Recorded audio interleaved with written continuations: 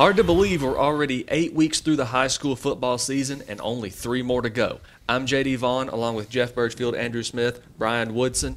We'll get right to Week 9 in high school football season in just a minute. But first, let's take a time out to hear a word from our sponsor, Lazy J Farms Old Fashioned Butcher Shop. Lazy J Farms has been raising the finest cattle and all-natural pork for 3 generations on the family farm in Fall Branch. Their blonde Aquitaine herd offers a leaner, healthier, and more tasteful beef. And the butcher shop is local, farm to table, and 100% authentic.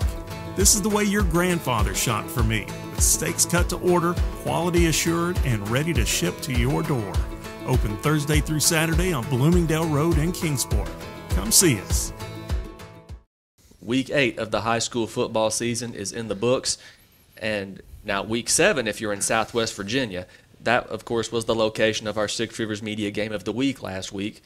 Rye Cove gets the win 40-8 over Eastside. Brian, just a huge win for the War Eagles, their first ever 7-0 start.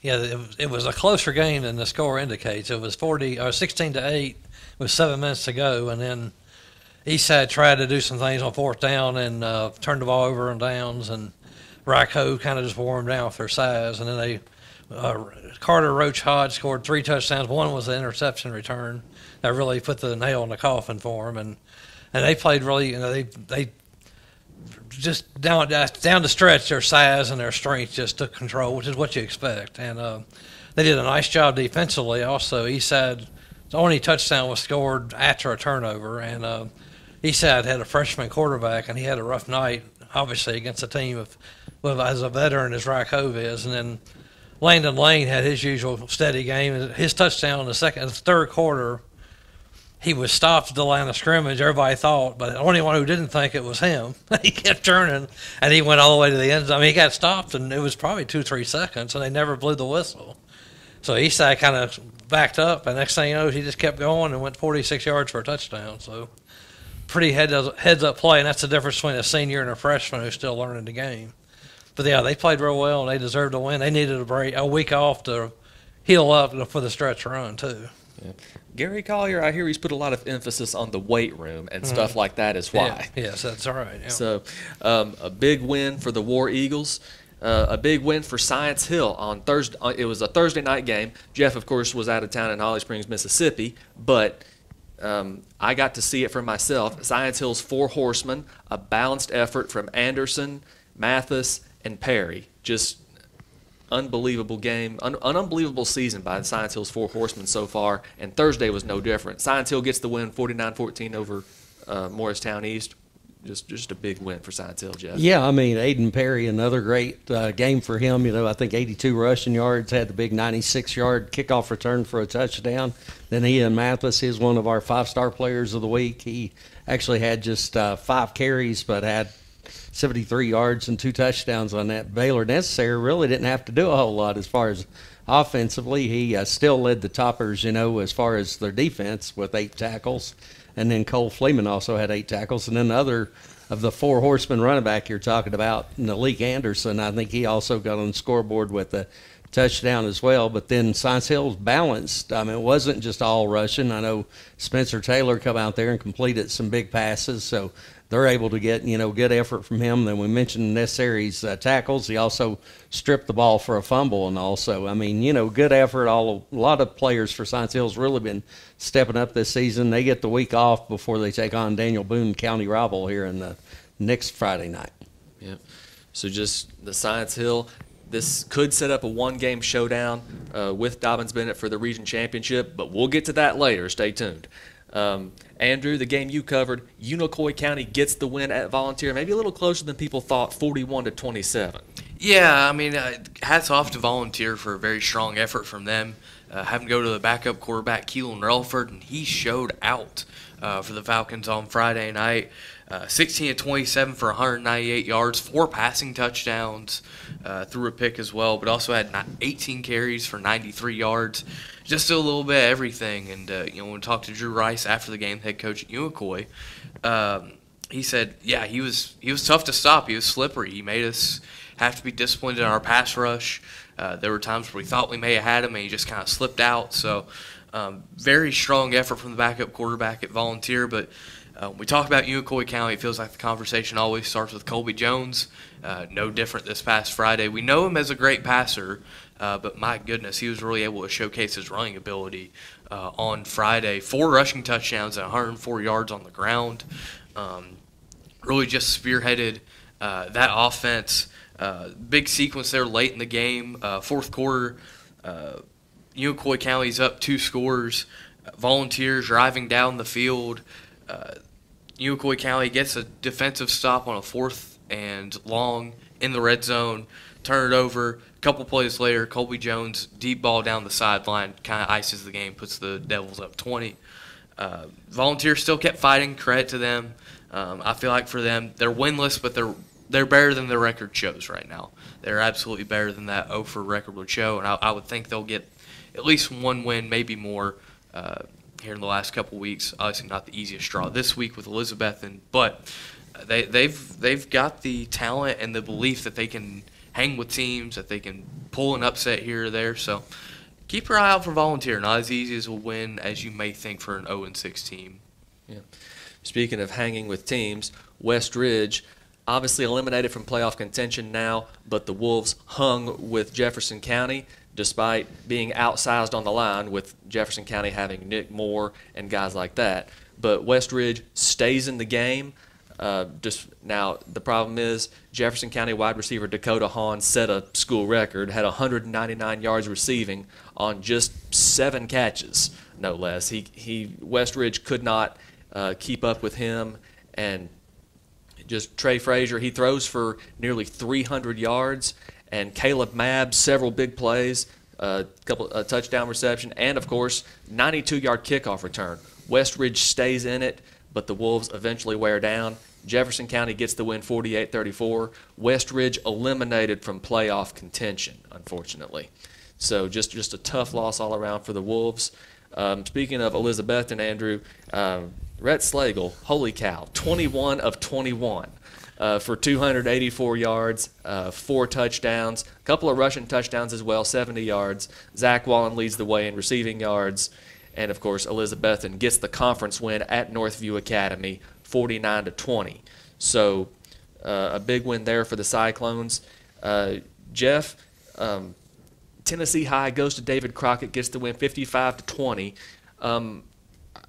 Maybe not so surprising Tennessee High got the win, but are you surprised they got it by 5 touchdowns like they did? Yeah, a little bit. I mean, David Crockett's been playing so well. I mean, we know going into the season, Hayden Shanley was telling us this is still a young team, and I think people have forgotten that a little bit because they've had such a strong start, But Tennessee High, very good football team this year. I know they had the bad loss to Greenville early in the season, which actually ended up turning out to be a win because it's forfeited back to them. But, I mean, Tennessee High's talented team. So, I think most people probably picked the Vikings to win. Like you said, the margin's a little bit surprising, but, Crockett, I think, still, on a good track, to finish the season out here. Sure. Andrew, just a little Carter County report. Several Carter County teams playing their first game since Hurricane Helene came through. One of them, Hampton, goes to West Green, gets the win 38-0. Cloudland gets a shutout win over Jellicoe. Unaka doubles up Hancock County on the road. Happy Valley comes up short against South Green. So just what can you say about the way these Carter County teams, especially the ones that have played for the first time since Helene? Yeah, no, I think it definitely stood out to me, especially with like Hampton and Cloudland really able to come out and just pitch shutouts. That's hard to do normally, but especially coming off a couple weeks where you haven't been able to play, being able to play such stout defense, be able to stay disciplined in your rush lanes, have disciplined run fills, very strong outing from the both of them. Obviously, that Hampton game, a big conference win for them, as both them and West Green entered play at 1-1, so definitely a big boost for the Bulldogs. And it was good to see Unaka get a good win there against Hancock as well. There may have been some questions about their defense a little bit, but they played well enough, and Brandon Repass did enough offensively for them to win fairly comfortably. And obviously that's a tough loss for Jeff Solomar and Happy Valley.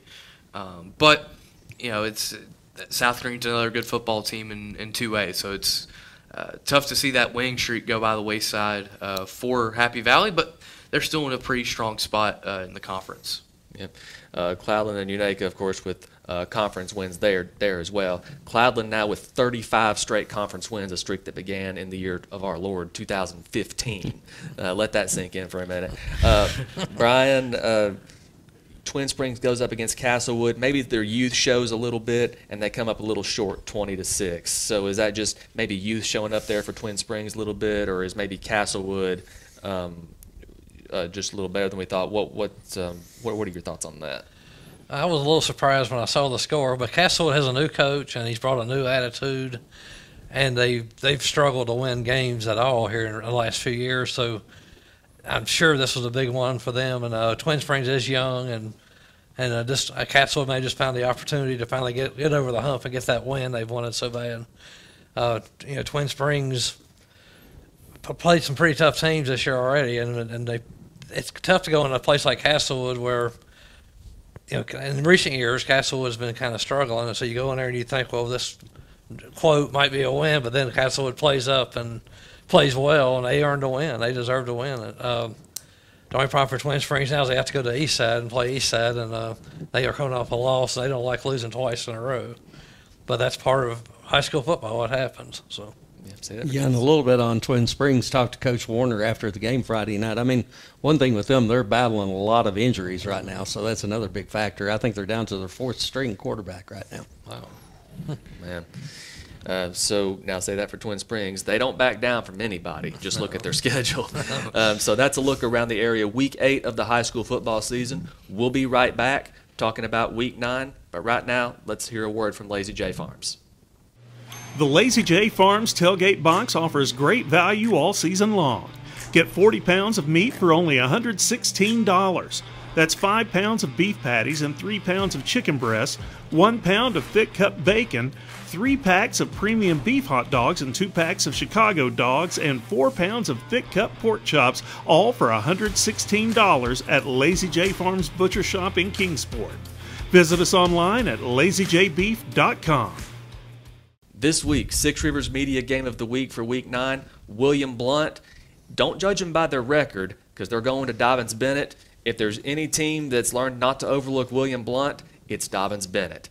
The Indians, with a win this week, they can set up a one-game showdown with Science Hill for the Big East Conference Championship. William Blount can shake things up a little bit should they defeat Dobyns-Bennett this week.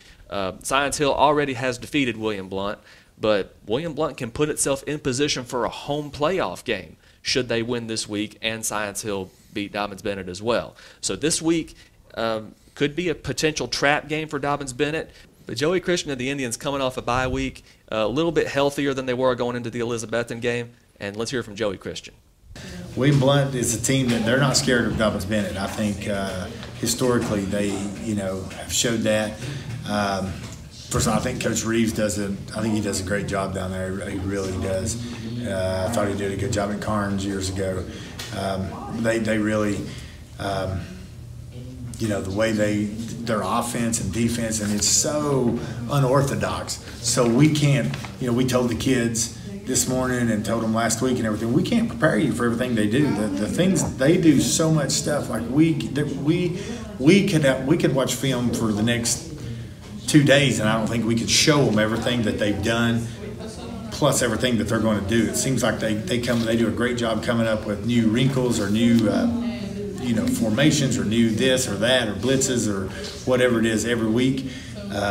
So it's just different all the time. So we've got to we can't be prepared for everything they show. It's been over a month since we've been home, 3 weeks plus a bye. It'll be really nice to be back in the friendly confines of J. Fred. What more can you say when our fans and our student section is big and the band and all these type of things, that really plays in on a 16, 17-year-old kid's psyche and helps them a lot and everything, So it'll be good. Yeah, I guess we've decided in the region who the 4 playoff teams will be. Yeah. That's the way I see it. We just don't know where everybody's going to be seated. So obviously this week and in 2 weeks we'll be will determine who's the 1 through the 4 seeds in the playoffs. But if we can win this, I think it would guarantee us to host a playoff game in November. So that's what we want to do. So it's obviously a big game for that alone. William Blount at Dobyns-Bennett this Friday. A big game in Region 1-6A. A big game in Region 1-5A, Jeff. Morristown West going to David Crockett. This one could be potentially for a home playoff game. Yeah, we were talking about David Crockett coming off the loss to Tennessee High, but they've got the chance now to get right back on track against the Morristown West team, which I think they feel pretty confident they match up well with. I mean, we've talked before throughout the season, A.J. Wynn, the talent at quarterback, for David Crockett. Got a couple of really good receivers there with LaMarcus Dunn and Zeke Sloan. So, Crockett, they're able to run the ball some. They're able to pass the ball. So I think they could present some matchup problems for the Trojans there. Absolutely. A couple of games in Region 1-4A. Elizabethton on the road at Volunteer. Sullivan East on the road at Cherokee. This could be a battle of two of the area's top quarterbacks, Landon Jeffers from Cherokee and Peyton Lingerfelt from Sullivan East. The Patriots, of course, really, really need this win to stay in playoff contention, trying to get that final playoff spot. This could be one of their last chances to secure it. So a big game in Rogersville this week. Another big game, a top 10 battle, Gatlinburg-Pittman at Johnson County. GP already with the win over Unicoi County. And can anyone dethrone GP? Well, Johnson County has a chance to do it this week. Kickoff in Mountain City. It'll be a big game. Emotions running high in Mountain City, of course, after Hurricane Helene devastated them as well. Andrew, a big game in Carter County this week for first place in Region 1-1A. Cloudland's 35-game conference winning streak goes on the line against a 6-1 Cosby team. Where did these Eagles come from? I don't know. I personally didn't really expect the Eagles to be as strong as they are, but my goodness, is going up to Rome Mountain have some challenges for anybody. And this Cloudland team, Grayson Cole at running back, really strong runner there. You mentioned it's a 35-game win streak for Cloudland in conference. Going up to Orfield, trying to end that streak, it'll be hard. I think Cosby will have their moments where they might be able to maybe pop an explosive play. That way they don't have to drive as far on a Cloudland team that just pitched a shutout. But ultimately, I think this Cloudland physicality will definitely play a big role in this game, and I think it'll wear down the Eagles as the night goes on up on top of the Roan. Well, one thing about playing in Roan Mountain, it's going to be 10 to 20 degrees cooler than it is everywhere else. Oh, absolutely it is. So, Brian, one game in the Mountain 7 district, Gate City goes to Lehigh, a couple of teams trying to fight for their playoff lives at this point.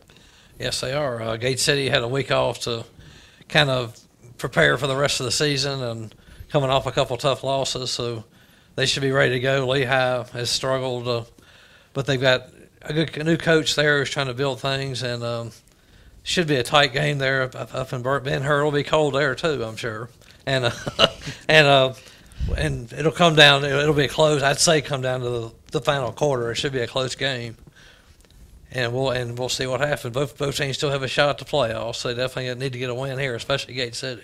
Oh, no doubt about it.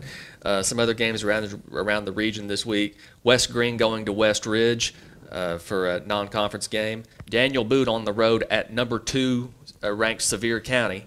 Cocke County at Tennessee High. Number 7 Unicoi County hosting Claiborne.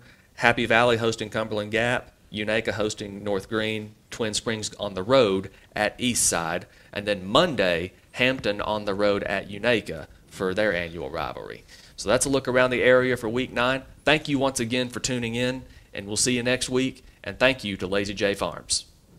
Lazy J Farms has been raising the finest cattle in all-natural pork for 3 generations. Our blonde Aquitaine herd offers a leaner, healthier, and more tasteful beef that ships from our store directly to your freezer. This is the way your grandfather shot for meat, only now we wrap it, seal it, and send it right to your door. We have plenty of options to pick from, and they're all fresh and natural. Just visit our website at lazyjbeef.com and choose your package. We'll get it straight to you.